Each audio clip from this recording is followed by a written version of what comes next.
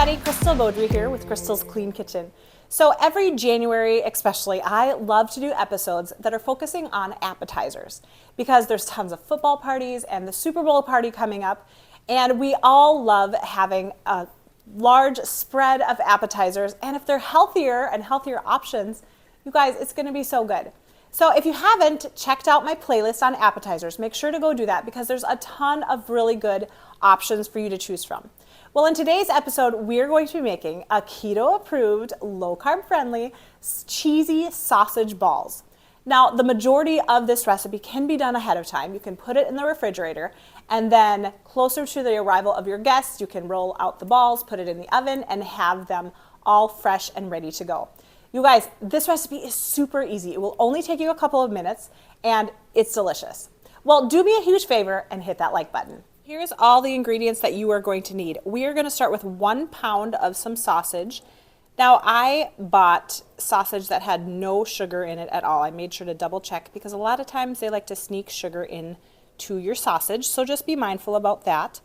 Then we're going to do 4.5 tablespoons of some grass-fed butter, 2 tablespoons of some sour cream, 2 cups of shredded cheese. I also bought local cheese, which I think makes it taste even better. 1/3 cup of some coconut flour. We're going to need 4 eggs, 1/2 teaspoon of some salt. Now, I personally love Celtic Sea Salt. It is one of the best salts out there that you can buy. It has 82 minerals in it. So check it out. I'll link it down below. I just got it from Amazon, and it's so good for you. And then I have my baking powder. You're just going to need 1/4 teaspoon of some baking powder. So we're going to start by cooking our sausage. I have it on medium heat, and as it cooks, you just want to make sure that you're going to get it into smaller pieces. A lot of people do it raw, and you totally can do that.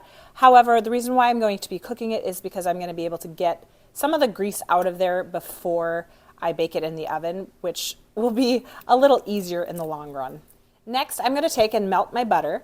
Now you want it to melt completely, and then you want to cool it down completely so that it doesn't cook the eggs when we add it into the eggs. So I'm letting the butter cool down. I'm going to start to shred my cheese. Now, shredded cheese is so much better for you and also better tasting if you just shred it yourself. I know it took me a long time to realize that store-bought and shredded cheese is actually coated with cellulose. Now, cellulose is kind of like sawdust, so you can imagine that it makes the melting just completely different. When you do it yourself, not only is it cheaper, but it tastes better and it's way healthier for you. So you need 2 cups of shredded cheese. I think it's so funny that it took me so long to learn about how shredded cheese was coated with cellulose. I know people were commenting on a video that I made like a year ago saying, oh, why didn't you shred your cheese? Because I just learned it recently. Well, not recently, but maybe like 8 months ago. But you guys, what is something that you have found out maybe during cooking that you were like, wow, I totally didn't realize that before? Let me know in the comments below because it's so interesting to always learn new things. And I want to hear what you guys have learned just in case maybe I don't know it. So the sausage is looking great. I took it off the stove. I'm going to let it completely cool down. And then I also got all the grease out of the bottom of there. And man, there was so much grease. So I'm glad that we did it this way. All right, so we've added our 4 eggs. Hannah, why don't you start whisking that? Then we're going to add in our 4.5 tablespoons of some butter. Now, my kids actually got home from school early because they had half day today. Yay. So that's so exciting. Guess enough for hot ones. All right. I do. Half of this. Good job, Hannah, honey. Okay. That butter was nice and cooled. You hot? Okay, you can still do that. Okay, now we need to add in 2 tablespoons of some sour cream. Goodbye, sour cream. Okay, then I'm going to add in my 1/4 teaspoon of some baking powder. All right. Now that says salt. No, this is coconut flour. No. You want to add this in for me? Good job.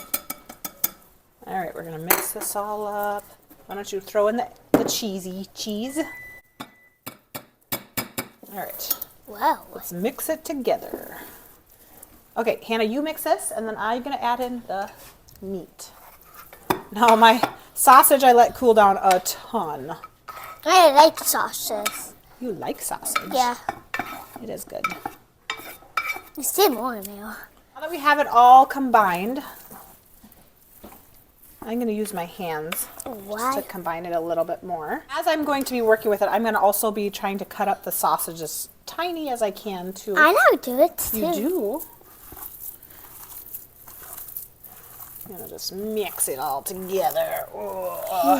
You're strong. I'm strong. All right, so now that I have combined it successfully, we are going to put it in the refrigerator for about 10 or 15 minutes, and it's going to kind of solidify more and make it easier to make into balls. So I pulled this out of the refrigerator.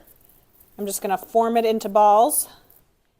Now, the good thing about putting this in the refrigerator also is that it is going to give the coconut flour a chance to absorb better. You could, of course, use a cookie scoop. That would work also. And then I'm going to be putting this in the oven at 365 degrees for about 15 to 18 minutes. You don't want to overcook them, so be careful with that. Ooh, I cannot wait for these to be done. They already smell so good. There you go, 365 degrees for about 15 to 18 minutes. All right, I just took them out of the oven. They are still hot, obviously. I'm going to let them cool down. They were sizzling a little bit, and I can't wait to try them. All right, you guys, so we pulled it out of the oven. We let it cool down a bit, and now it's time for a taste test. Yes. Let's do this. Wow. That's like one of the best appetizers I've ever seen you That's make. real good. All right, thank you so much for watching. Now, don't forget to go on my playlist for appetizers and check out all of those recipes because there is a ton more. And of course, go Vikings! Woohoo! Thank you guys for watching. Don't forget to hit that subscribe button and stay tuned for some more great recipes. We'll see you next time. Bye.